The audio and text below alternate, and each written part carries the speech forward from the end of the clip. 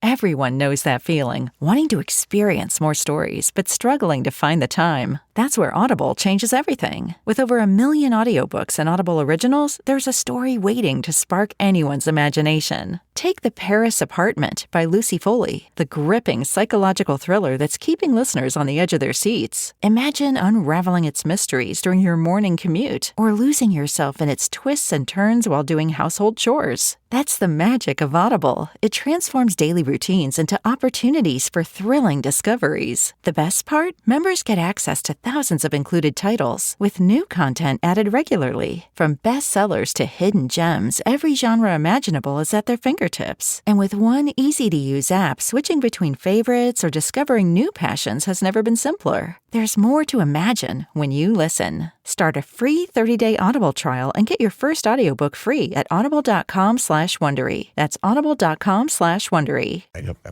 Oh, hey, will you adjust me? Oh, yeah. This is the Weekly Scramble, a place where we chat about life over a cold one or two.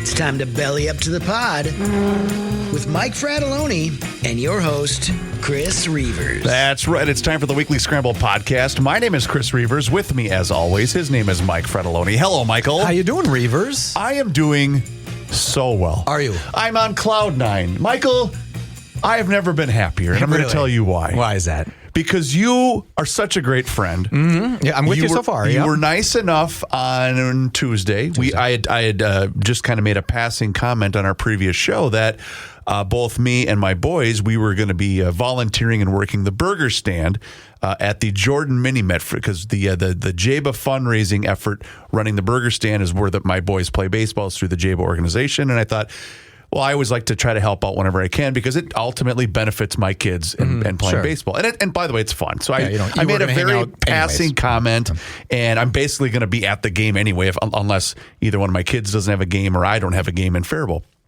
And I'm sitting there seeing the regular cast of characters, and then out of the corner of my eye, I see Mike, and I went, no effing way did he drive all the way down to Jordan and come hang out and support his guy, Chris Reavers, at the Mini-Met. You know, I truly have to offer an apology to everyone who listens to this show, who loves town ball, or who lives in a small town, or who lives outside of the metro area, the 494, 694 loop. Yep.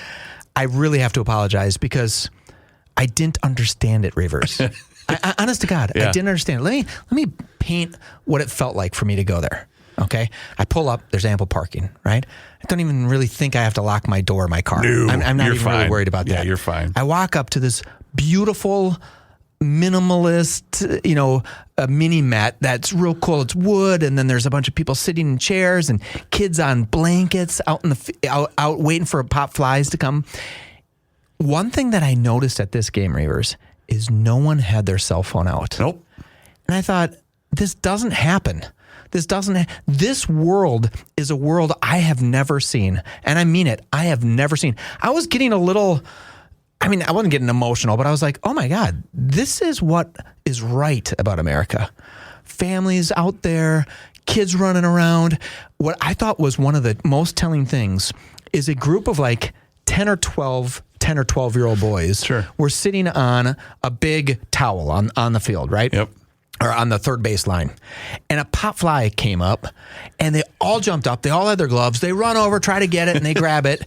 And then they go sit back down on the towel to watch the game. Yeah. They weren't on their cell phones. They weren't trying to break the metal bar off the light stand. They weren't throwing the trash on the ground. It was like a totally different world. A world that I have mocked, ridiculed, looked down on. I jokingly mock, because I knew that it's probably decent, right? I never thought I would go look at it. I showed videos to my daughter, because I took a couple of videos, and she's like, why didn't I go with you? And I said, if you would have gone with me, you would have wanted us to move to Jordan, Minnesota. Honest to God, it was, the town is lovely. The mini Met is lovely. The people were lovely. You introduced me to 25 dudes that strangely all knew me and had met me before, which was weird, because I didn't. My brain doesn't work. Can't remember that. But it was just so enlightening, and so it was just an angelic night. It really was something special. Here's the thing. I was bit by this bug back in 1996. And I you know what? I'm even going to say this. Because when I was in 10th grade, the coaches that I had, because I was on the VFW team in Faribault, and my coaches played for the team that I'm now a part of, the Faribault Lakers, the town team. And I remember we would always typically play before the Lakers had a home game. So if the Lakers had a 7:00 game, the VFW team, we're all 10th graders. Sure. We played at 5:00. Okay. And we would always all stick around and watch our coaches play because it was kind of cool. Yep. And so now I'm like on the other side. We're not, I coach the kids that I used to coach as kids. You know what I'm saying? So the group of guys that are all in like their 20s. We have a couple guys that are in their 30s, but most of our team is pretty young. And what's neat is it's also like a large family. You know, like I consider most of those guys that I'm a part with, like they're like brothers to me. And that's the thing. So when I say to Joe, you don't get it. It's Americana. That's what this is. It's just people rooting for the kids that grew up down the street, and or maybe it's a good buddy of yours' son. So it's almost like it's your nephew playing. It's really neat. But the best part about it is, I'm glad you mentioned the cell phone part, because outside of video or recording, maybe your son playing or hitting or whatever. Sure. Outside of that, you're right. The cell phones are pretty much put away, unless in what you should come down for, because I don't think this happened the night you were there.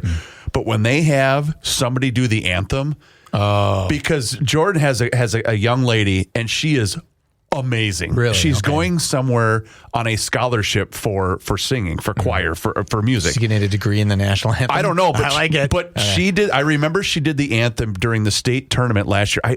I know her name, and I can't remember off the top of my head, so I apologize profusely. But she did the anthem at the state tournament last year, and I'm not kidding you. Everybody was misty-eyed. It was amazing, because it's just that, all of us volunteers just kind of like, all right, if the game's here, and like you hear the anthem, you're like, okay. Sure. We're okay. This country's not that bad of a place. We're going to be okay. And that's kind of the sense that I always get. Like even last night, we had a playoff game down in Hastings. And so I worked here late. I left here probably about 6:30, 6:45, something like that, because I was going to wait for traffic to die down. And it's only about a half an hour to get to Hastings from our station. And so you're kind of rushing. Like, okay, I still got to get this done. And I got quite a bit of stuff going on in my life, professionally and personally. And I'm just trying to get a bunch of stuff done. And it's like, oh man, I got to go to Hastings. You get there, you line up, you hear the anthem. You're just like, breathe. And, I got heavy last week, but I'm not trying to get heavy again this week. But I will say, for me, since 1996, when I first started playing for the Faribault Lakers, I played for the Lakers until 2009, and I was living in Chanhassen at the time, and I was driving long ways for road games. I mean, we're talking Albert Lee, Austin, Rochester for road games, where the closest destination for me was Faribault. And I remember thinking, oh, why am I doing this? But then you get there, like, okay, we're here. Let's play some baseball, right? And then, all right, the game's over with. Now I got an hour and a half drive to get home. And then I left Faribault and started the Chanhassen Redbirds in 2010 and coached them for a couple of years. And then I went back to Faribault after William was born. I took the summer of 2014 off. I didn't do anything baseball related, and I was miserable. I was absolutely miserable. And Jess said, well, you're going to do something because you ain't sitting around the house all summer. Yeah, you're going to go back to baseball. But it's because she also liked being a part of it too. Like it was fun because this is just what we did in the summer. I get it. I finally get it. And so anyway, so it's just always been a part of my life, but that's the same thing. So like last night, I get there, hear the anthem, because baseball, for me anyway, it's just always kind of been there for me, where it's always been like, that's just kind of my thing, where get to the ballpark, goof around, make fun of each other, the jocularity in the dugout and whatnot. And I've always been very fortunate to be a part of teams where we never really have had bad eggs. Every team's going to have a kid or a guy that kind of thinks thinks he's better than everybody else. But I've been so fortunate and so blessed. I'm not joking. In my what's 1996 to today, almost 30 years, I've never encountered a team or a bad team. That's never been an issue, where it's just been fun. It's always been it's been therapy for me for this amount of time. So Reavers, I again apologize to everybody. Sure. I'm apologizing to everybody. I truly, from the bottom of my heart, mean that. But I want listeners to write in to Mike at Garage Logic or creavers at garagelogic.com and tell me what else I'm missing. Oh, I love this idea. Right? Because I've been a sheltered doofus that doesn't want to go out of the 494 or 694 loop. Yeah. I'm too cool for that, right? And I missed that experience. And then what if I miss, like, what if skydiving's great? I've never skydived. What if kissing boys is great? I've never kissed a boy. Sure. Right? Maybe you're missing I'm willing out. to try just about anything. What if, you know what I'm thinking is, like, the South.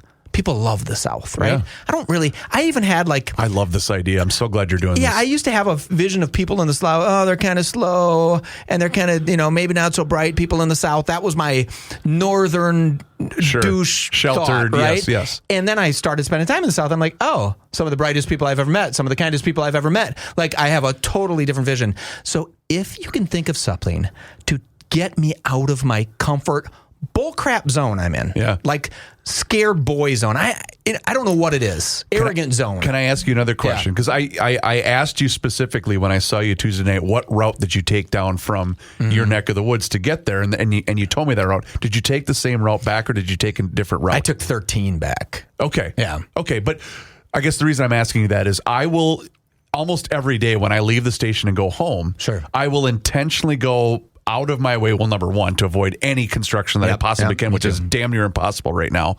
But I will intentionally go, instead of taking 94 into Minneapolis, I'll take it to St. Paul and like cut off on either Lexington and take Ide Mill just so I can keep going.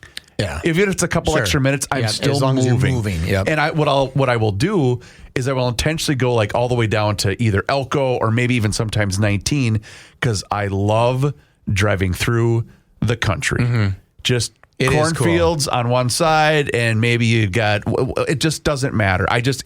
For me, it's just unwinding from being in the city and being stuck in traffic. It's just an extra 5 minutes of just calm. I don't even have a radio on or anything. It's just calm and it's peaceful for me. I had made that joke about Joe Souchere driving one of his British crap cans and that it wouldn't really run, right? Yeah. So on this trip down here to Jordan, I live in Mendota Heights, right? Going to Jordan, I'm going to take one of my sports cars, right? I'm very lucky. I have a cool sports car, right? I drive it down there, everything's fine. And I hop in it and there's a gal standing kind of by it when I'm walking out of the game.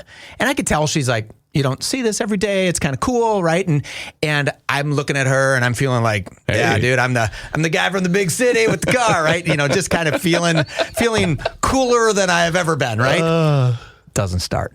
I'm like, you have to be shitting me. I am 40 minutes from home. Karma, I destroyed it because I called Joe's British car a crap can. Yep. I'm in an Italian one that should start, right? And luckily, on the second try, like the battery was just dead. I'm like, why is the battery dead? I don't know. It should have been charging the whole way down there, right? And on the second time, it just had enough juice to start up. And I thought, oh my God, I would have had to say to Reavers, can we leave this here? I know you're right. Can I sleep at your house? I'm not towing it back. I'd have to find somebody to tow it back. Right. It was really, I had a moment of, and then if you want to feel real cool in front of a girl, have a car that starts, not one that where she looks at it and goes, you think you're pretty cool. Didn't start, did it? And I could feel the moment it didn't start the first time, like instantaneous sweat beads, like, oh crap, I'm now stuck in Jordan, Minnesota. Can I give you another one? Sure. Since you asked, for years and years and years, and unfortunately for me, the days of me being available to do this are few and far between because you know how my schedule is in the summer. It's we're just all busy. If one of my kids doesn't have a game and I don't have a game, it's just very rare, or we don't have something going on. Tuesday nights down in Henderson, which is a little bit further south of where you were, but the drive is stunning. It's beautiful. Go to the Henderson Roll-In. It's Tuesday nights. Roll, R-O-L-L-I-N. So it's from 5 to question mark, right? It depends on how many people show up. Some of the coolest cars you will see do this roll-in drive. And it's Mike, I'm not kidding you. You're just driving through town slow. Henderson is not a big town, but on those Tuesday nights, it's from the time you cross the river until you go up the hill like towards Gaylord. Okay. It's nothing but cool motorcycles, cool old classic cars, food trucks. It's awesome. It's that sounds like something I'd like to. And you're a car guy. I am 100%. So that's something I think you would enjoy. Okay. In addition the Henderson to Roll-In. So again, everyone, please accept my apologies. If you're from the South or outside of the metro, I love you. I misread what was going on. It's a totally different vibe too. I said to my wife, I said, honey, you would love it down here. And she goes, we're not moving to Jordan. That was the first thing she said. I said, yeah, you're right. We're not moving to Jordan. But I appreciated that. So if you can think of an adventure that I need to go on, I don't care where it is. I just want to experience a little bit more of that. I want to experience that feeling I felt in Jordan again. Or, you know what? Email Mike, or also post something like that you've done on the Frat Pack Facebook page, because I like seeing photos of that kind of stuff as well. And sometimes I might have, a little bit of free time to myself. And heck, I'll do that this weekend. That sounds like a cool idea. Thank you so much, Reavers, for having me down there. It was so awesome. You're awesome too. Thanks for coming down, buddy. I really appreciate it. Let's talk about our friends at We Are Nuts and wearenutsmn.com. Oh my goodness. I can't believe it. Today is the final day to take advantage of that very, very cool promotion that's going on with our friends at We Are Nuts right now. It's $10 off, like I said, been saying all month, through the month of July, and this just in, tomorrow's August. So today is the last day that you can take advantage of the wonderful offer. It's $10 off the famous Best of Toffee Nuts Nut House 4-pack. It's the Maple Bourbon Toffee Almonds, which I'm becoming such a massive fan of, the Original Toffee Peanuts, the Hot Nuts Toffee Peanuts, and the Cinnamon Toasted Toffee Peanuts, which I think I told you this, with vanilla ice cream. Dear sweet Moses, is it fantastic? It's really, really good. They're good. Yeah, they're just great. So take advantage of that, but you have to use the discount code GLNuthouse when you check out at wearenutsmn.com. Also, if you happen to be at one of the Fratelloni's Hardware and Garden Stores locations, check out the end caps, because they're all over the place. Let me give you a sales update, because now this month is pretty much done. So I checked sales before I came onto the show today. Okay. So roughly last year, I said that so horribly. This month, we've sold roughly what we sold all of last year. So in 1 month. Are you kidding me? So if you do the math, that's 12 times. Our sales are up 12 times more. 12 times, not 12%. 12 times more sales. Wow. So in this 1 month, we sold what we sold all of the entire last year. Our listeners, if they trust us, which I think they do. Let me say something. I'm never going to tell you to do something I would never do. Sure. Period. Right? That's just the kind of guy you are. If I suggest go to Jordan, Minnesota, it might be great because Jordan, Minnesota is great. I'm just never going to do it. Right. And our listeners, the Frat Packers, our listeners, the Weekly Scramble, the GL guys, they're coming into our stores in droves. That's so cool. 12 times more than last year. You know what I think it is, too, as you were mentioning that? It reminds me of, Joe uses this phrase, based upon the GLers, it's an affordable luxury. Mm-hmm. This is one of those things where remember our great run that we had with our friends at Grunhofer's? It's kind of the same thing where, hey, I'm going to be at Fretz anyway, picking up plumbing supplies like that one listener was doing it. I might as well just grab some We Are Nuts and support those guys as well. So thank you, everyone. Yeah, thank you so much. And again, check out that website, wearenutsmn.com. The Weekly Scramble. We will be right back. Speaking of growing sales exponentially.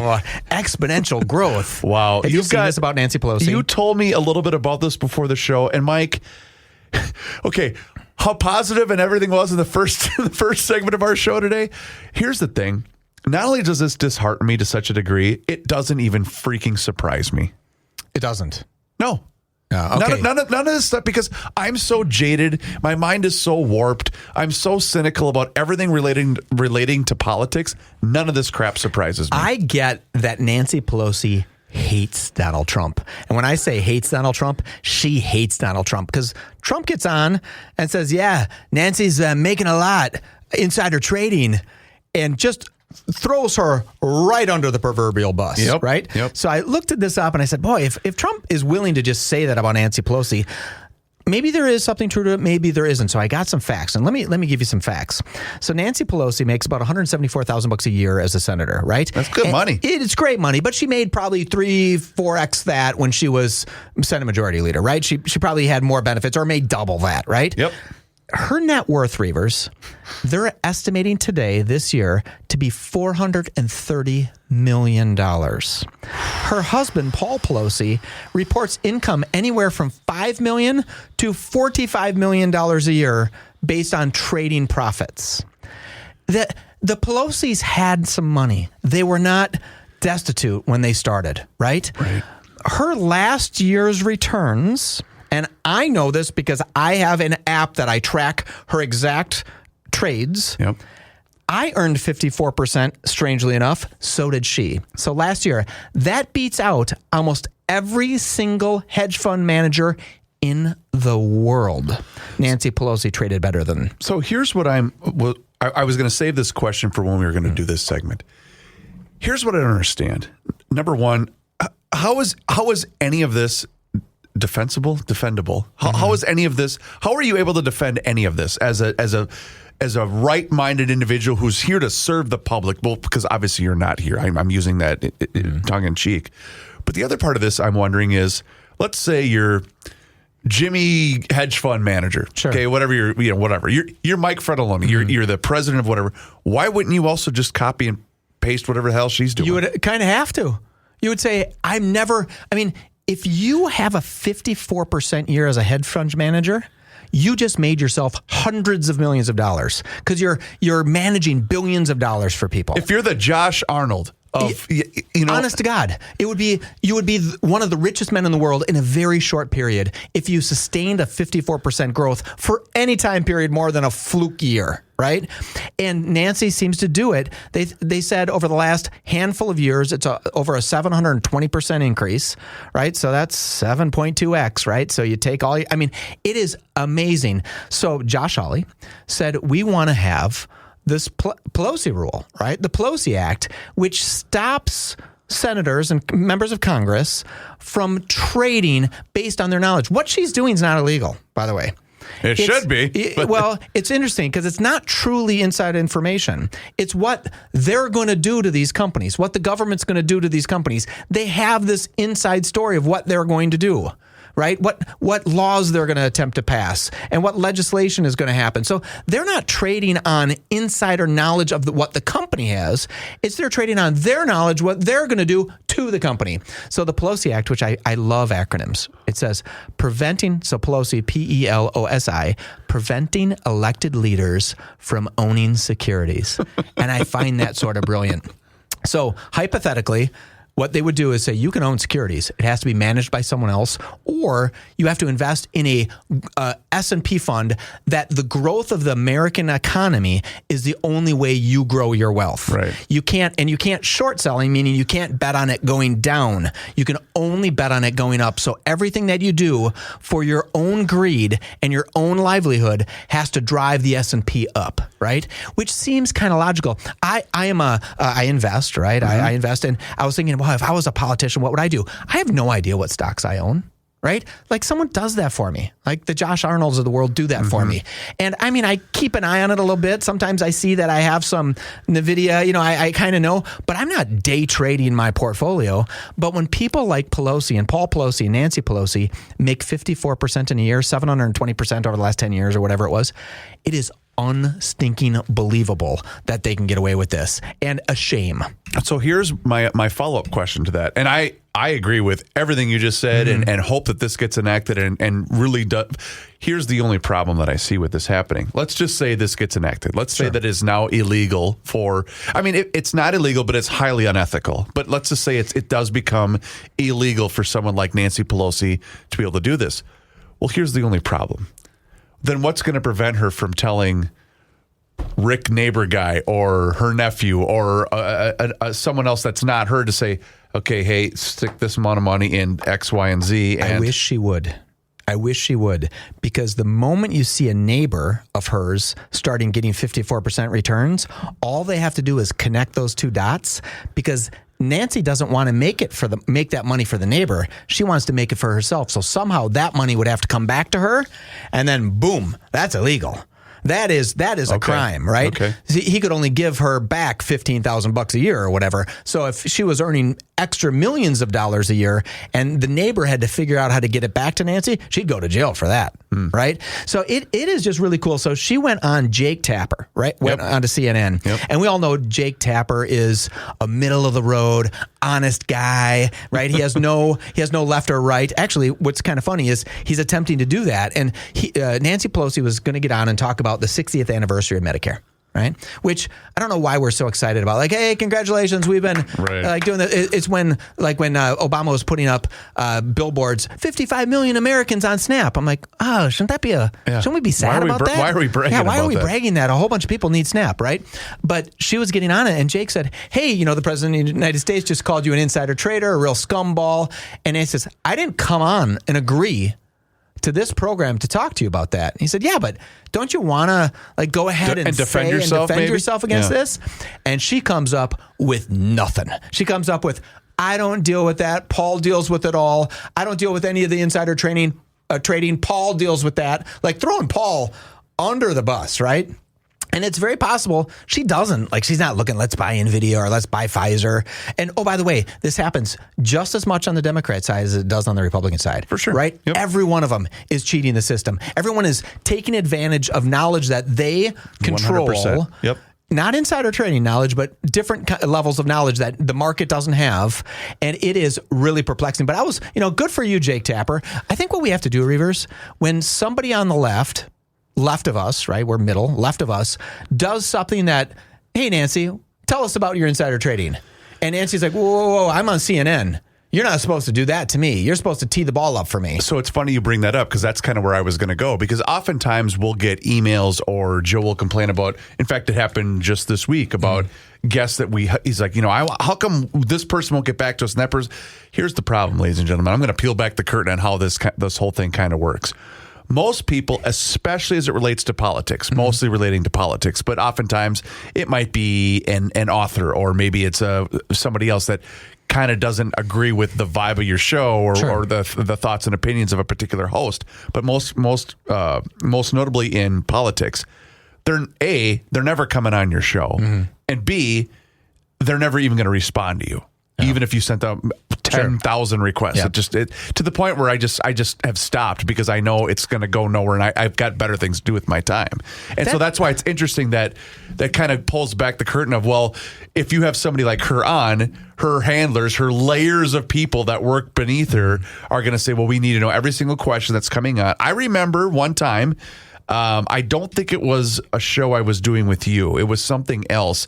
And I was given a list of here's the questions that you can ask. Sure. And I went, I'm not doing it. Well, no. I wanted to have the person on anyway. I'm not going to name who it was or what show I was working on. And I just thought, this is so Bush League. Like, what do you think I'm going to do? Sure. And at the very this end, isn't a gotcha show. And even at the very end, it was something that wasn't on the prepared sheet. And there was that 3-4 seconds of silence. Like, well, I didn't prepare for this question. And it was such a toss away. Vanilla. And it wasn't a gotcha. And that's the thing. Like, that's basically what this industry has become. It's become prepared questions. And again, it's one thing to send information to a guest. Here's kind of the angle I'm looking at. Yeah. Here's, I really want to talk about my book. And, of course. Right? So there's that courtesy of, hey, here's kind of the things I'd like to discuss. And, feel free. And I always say this to guests. You've heard me say this. Feel free to take it in any direction you want, right? Like, I just want to have a conversation with you. And that's kind of the way I've just always done it. You know what sucks about Joe Souchere?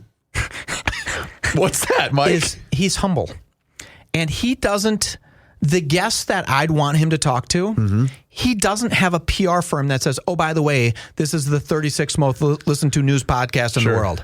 You don't have a media kit that goes out to people that says, hey, we'd like to have you on because you're going to get hundreds of thousands of people hearing this podcast. He doesn't do that. I'll tell you what was one of the coolest things since we became a podcast that happened was when, and I'm sure you heard the interview, when we had Jack Carr on, the author Jack Carr.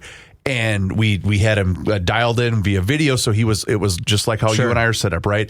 We had him dialed in via video, and Joe just kind of generalized, hey, hi, Joe Souchere. He goes, oh, I know who you are. I used to watch or listen to your interviews with Vince all the time. He goes, in fact, he reaches back, he goes, yeah, in fact, I've got term limits right here. Oh, really? I'm like, he goes, yeah, your name's in term limits. That's pretty cool. I'm like, holy crap, Jack Carr knows who we are. That's really cool. Like, it was just neat. Like, it validated kind of exactly what you're saying. Like, these are just, and he was a great interview. In fact, we got to get him on again. But he was a great interview, and it was really interesting because, unfortunately, when you lose an absolute Hall of Fame home run guest like Vince Flynn, you're not going to ever replace him. Sure. Because it was just, it was always the best hour of radio Joe did every time he came on. Yeah, Joe's not going to call someone and say, hey, I'd like you to come on. Here's all my stats. He had Hillary Clinton on the show. Sure. Back in the day. Yep. And he was respectful. He was kind. Of course. What's he going to be? Because that's just who he is. Anyway, so. Yeah, and you want to, we'll have guests too. Sure. We just have like 1/10 the juices. But it is cool about Joe that he won't use his power in the media to just force people to be on, right? Because he could have everybody on. He jokes about getting the mayor on or getting the governor on. He 100% could have the governor on. Yep. Because the governor knows the power of this show. Absolutely.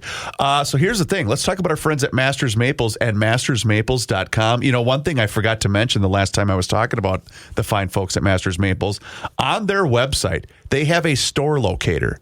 So you can go on the website right now. I'm clicking on the link, and let's see. You've got places in Grand Rapids, Deer River, Long Prairie, all sorts of cool locations, but you got to go on that store locator and find out where you can buy. And if you don't happen to be in that area, just go to their website, mastersmaples.com, place your order. We are thick in the middle of grilling season. And I'm 1 month away from having it at every Fratelloni stores too. Awesome. Yeah, because he came up with this beautiful display. I literally just need to have him ship it to us. Okay, cool. That's it. So then at least it will be another 21 sites in the Twin Cities. Because I got to tell you, the savory seasonings for grilling, it's so spectacular. Now, my neighbor loves the sweet because I gave him a bottle of each. He said, I like both of them. I like the sweet one better, but I love the savory because I like. When you were making burgers at the ballpark, why didn't you have some?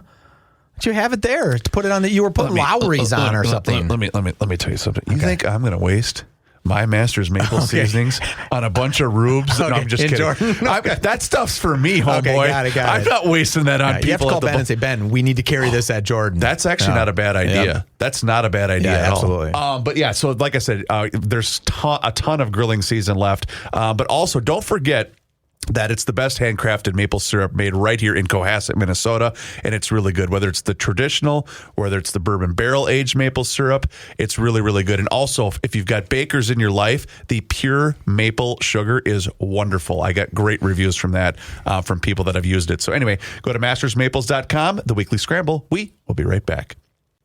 There's a little story that is not making it across the internet yet. Okay. And I think we're kind of on the cutting edge of this one, and I want to share it with you. So when President Biden had these immigrant children coming into America, unaccompanied minors, he gave every one of them this piece of paper with a telephone number on it. It was a hotline telephone number.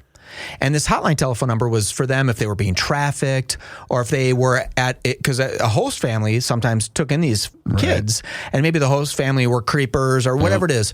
It was for children to have a telephone call because or someone to call to say, hey, I'm in trouble here. I need help, right? Then I find out that from August 2023 through January of 2025, they missed some of those calls, Reavers. Oh, I mean, like... Unstaffed? Were they a little busy? What did they give a reason? It turned out that they had some staffing issues, so they missed 650 calls. And you're like, oh man, those are 650 kids that needed help. Oh, I'm sorry, not 650 calls, 6,500 calls. I mean, it's a wait, not 6,500, 65,000 telephone calls they did not answer. Are you to an emergency hotline? Are you bleeping kidding me? 65,000 times. At-risk children called because they were being raped, molested, in a family with drug use. They were in a crisis. They were in a crisis. Whatever the crisis was, they were stuck and didn't have someone pick them up. Whatever it is, 65,000 times people called from August 23 to January 25, and no one answered the phone. Can you believe the audacity and the character of someone who allowed that to happen to children? I cannot believe it. And not to mention this coming from, the party that preaches, do not do this to our immigrant friends that are just here to try to seek a better way of life. They're all frauds. They're all liars. They would never allow that to happen if they truly cared. Guess how many employees they had to answer this hotline and take care of these 65,000 calls? This is going to make me even more mad, isn't it? Think of the thousands of people you need. So they missed 65,000 Let me just try to break this down and do the math. So in was it 2 year, roughly 2 year span, they missed year and a half, 65,000 calls, which means they had to have answered 3 times that many or whatever it was.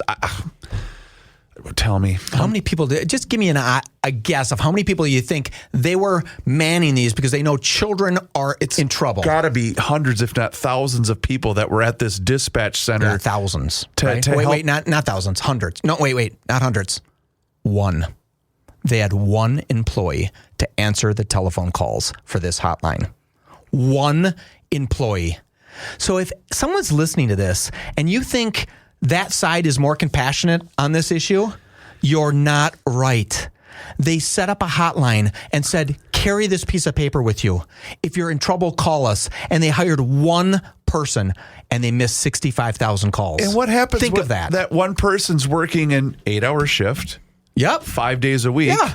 Working their ass off, maybe. Maybe that one person's the world's best. And probably trying to do whatever they could, but they can only work so many hours a day. They can only work. So they hired one person. I think that this is such a huge story and so terribly disgusting. I heard a stat today that if you were an unaccompanied female minor coming into the United States, there was a 6 to 8 out of 10 chance, 60 to 80% chance that you were sexually molested during that trip. So when people are saying they're coming here for a better life, and I get that. I get why you'd want to come here. I totally get that.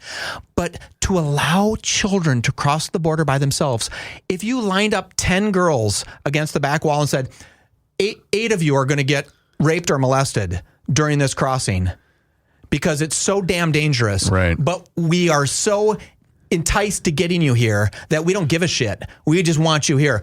But if it happens to you, here's a hotline to call.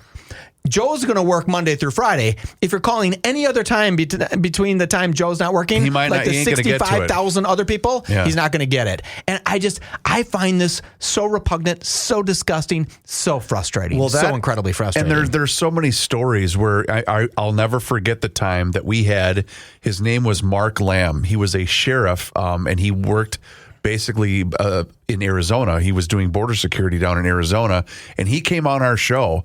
And this was when there was a bunch of pushback about building the wall, and basically saying these people that are against trying to make this a more secure area, they have no idea what they're saying what's no happening to these kids. They have no idea what's happening to these are families, and everything's run by the cartels, and the cartels are using these kids to get across the border. So then that way they basically just abandon the kids once they get across the border so that they can go move their product, whether it's fentanyl, whatever it is.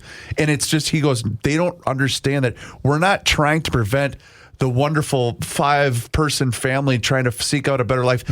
There's a process for that. We're not trying to take that right or that away from somebody. We're trying to stop illegal activity. And why would anyone in their right mind be against trying to stop illegal activities? I think I told the story on the show before, but I know somebody who has a manufacturing plant, and they hire Mexican workers to come up, and they have the right, they hire them legally, right? They have these visas or whatever. Yeah, it's a work permit, and then they go back during the off season and they come back, right? And they fired this one guy, and some of the employees didn't show up for work the next day, but they fired one of the guys, and they called him out and said, "What's going on?" They said, "Well, that's how we got paid." And they're like, "What?" So the cartel had a guy in the factory who would take everyone's checks, and the cartel would take the chunk of the money that they were earning and give them a remittance after that. Wow. And it's like, what? Are you kidding? So we think it doesn't get all the way up to manufacturing in South Dakota or North Dakota or wherever this is, right? Everywhere. It's everywhere. That the cartel still has their hands on the people that are here legally working. And they say, oh, half of your wage goes to the cartel. So you hand me your check when we're done. You go cash it. Hand me half of your check. And just, you think of the power and the side that allowed people to come in to have a taste of the dream when it was just a complete and utter nightmare. If they would have done it legally, they could have truly had the American dream, potentially. Less of them, but they wouldn't have had to go through the nightmare. And that's what makes it so maddening. And there's so many other stories, just so close to home. It's like, I don't get why. I made this comment on social media actually yesterday because there was a story that just absolutely angered me to my core. And I'm just thinking, ladies and gentlemen, stop being sheep in this state. Wake the bleep up. Wake up. And you have to understand, again, I'm not some right-wing extremist, but you know what I am? I'm a guy that's lived in this state my entire life, and I'm watching it being dismantled day after day after day, and it's really making me angry. That's funny. I think I understand you a little bit better. Because when you would say that, I'd say, Reavers, Minneapolis is kind of fine. I wasn't down in Jordan, right? I didn't see what it could be like. Right. Honest to God, Yeah. I couldn't see that. It's pretty chill. This is kind of Mayberry down here. And then, and maybe I'm just getting adjusted to people standing on every street corner. Maybe I'm just getting used to that. Someone throwing shit on my car when I drive by and at a street corner in St. Paul. And honestly, that's why it's not because I get accused of being that, whether it's via email or social media or whatever.